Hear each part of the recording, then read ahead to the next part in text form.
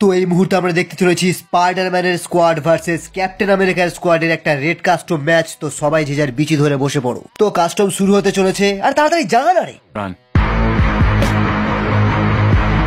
আরে iron man উড়ে গিয়ে ক্যাপ্টেনকে দিল 199 ড্যামেজ। এখানে দেখতে পাচ্ছি প্রত্যেকটা টিমে দুটো করে হ্যাকার রয়েছে যারা আকাশে উড়ে গিয়ে মারপিট করছে। তুই পেয়েছিস নাকি? হ্যাঁ রে, আজকে আমি মূলো খেয়ে এসেছি। তাহলে এটা খা। সালি আমার মুখে পাতলি। ও কিসের আওয়াজ করলো ওটা? আমি কি জানি।